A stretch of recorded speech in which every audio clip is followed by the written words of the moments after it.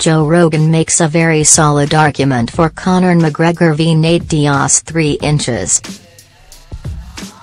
The notorious first outing inside the octagon since his multi-million-pound boxing match with Floyd Mayweather is expected to be a lightweight title unification fight with Tony Ferguson.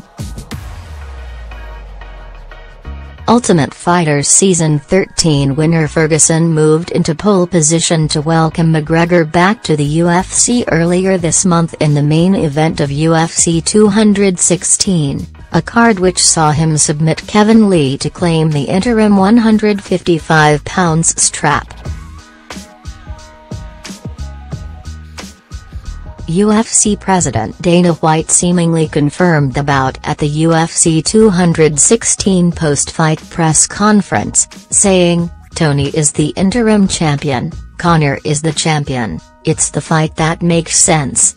It's the fight that has to happen. It doesn't make sense, it's the fight that has to happen." Despite White's comments, there are those who believe McGregor's next fight will be a trilogy fight with Nate Diaz, the man responsible for his sole loss in the UFC.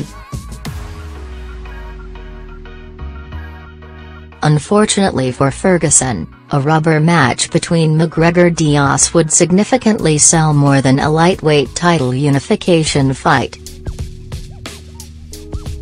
The big money would be the Nate Diaz fight even if Nate beat him in the second fight. Joe Rogan, UFC commentator Joe Rogan agrees with that notion and voiced that opinion during a recent installment of his Joe Rogan Experience podcast. "The whole world doesn't know Tony, but the MMA world knows Tony, for sure," he said. "But the regular people are the people you really need to get a hold of to buy pay-per-views. Nate is the money fight. But Nate made $4 million over 2 fights and he don't give a FK. He's like, pay me." He beat Conor and in the second fight he arguably had a draw with Conor. He lost a decision based on a couple people's opinion. Public opinion means a lot, and if you went online and asked people who you think won that fight, I bet you would get very close to 50-50 Nate versus Conor.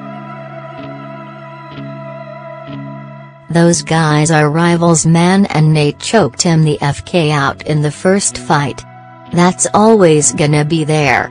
The big money would be the Nate Diaz fight even if Nate beat him in the second fight. You think you can go to the gas station right now and go, "Hey man, who's Tony Ferguson?" If you go to the average person and ask them who Nate Diaz is, way more people are gonna know who he is and Tony.